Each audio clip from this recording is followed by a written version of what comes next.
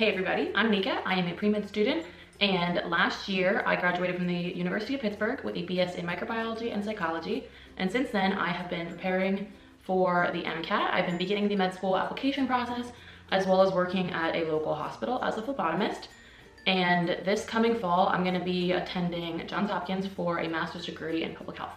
When I was in my junior year, I was beginning to experience such little motivation, and I have plenty of drive to become a doctor. It's my dream, it's what I've always wanted, but I could just see myself not wanting to do the schoolwork, not wanting to sit down, put in the long hours. I'd find myself getting distracted so easily with studying, having such a hard time motivating myself, and I was beginning to experience burnout. Burnout is very, very real for pre-med students because you put yourself through so much, so many tough classes, so many extracurriculars. You feel like you have to do everything. When I first started in undergrad, I had the idea that I was just gonna go straight through to medical school, no need to waste any time.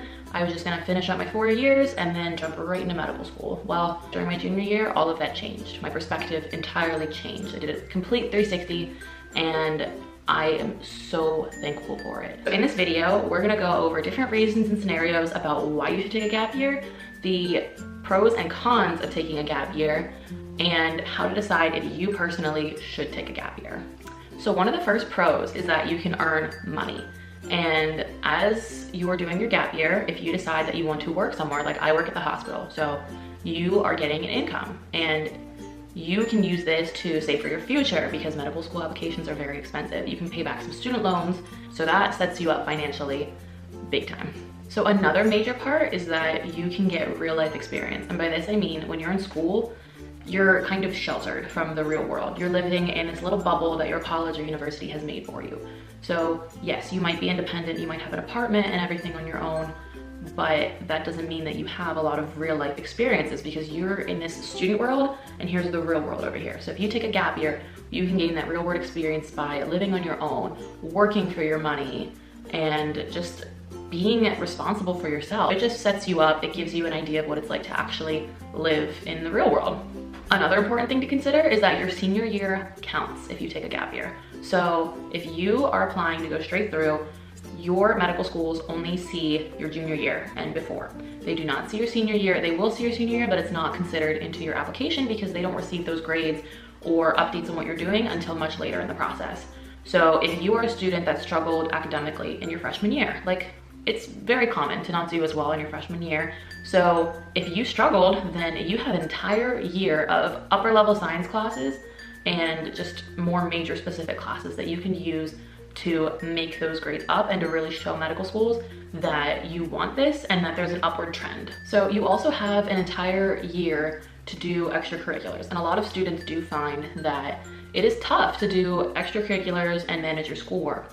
And if you are one of those students that just wants to focus on grades during undergrad, that's okay. You don't have to pack your schedule with all of these extracurriculars and clubs and jobs and all these different experiences that you can have. If you take a gap year, you have an entire year to fit all of that in.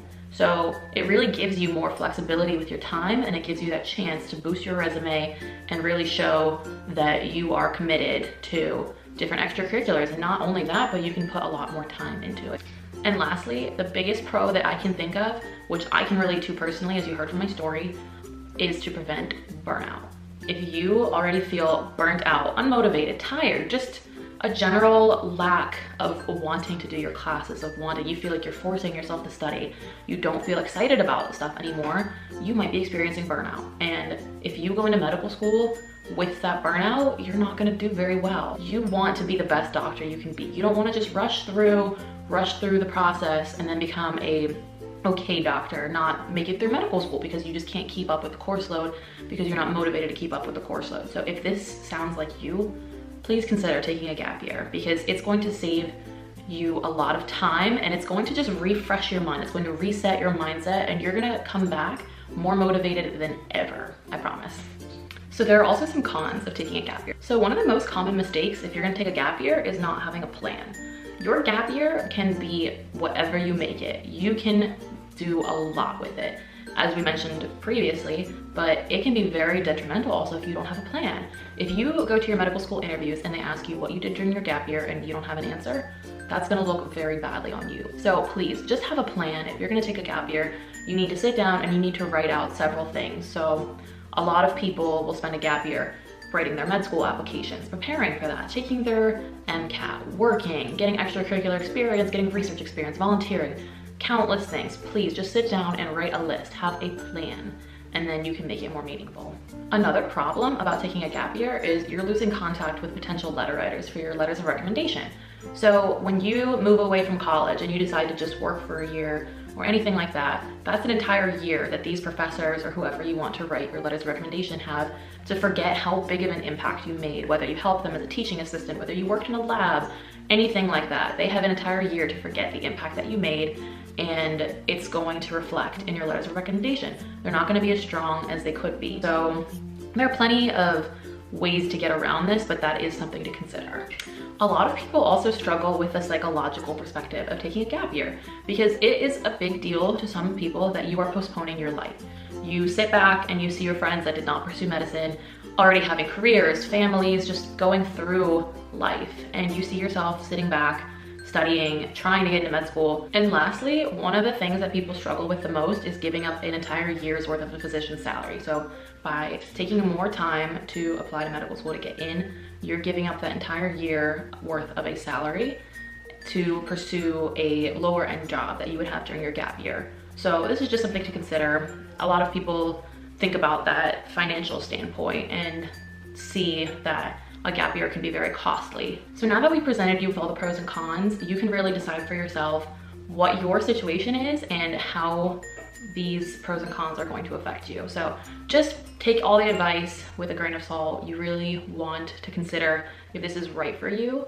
Leave all of the stigma, everything out of this, because taking a gap year does not affect your chances. It doesn't affect anything.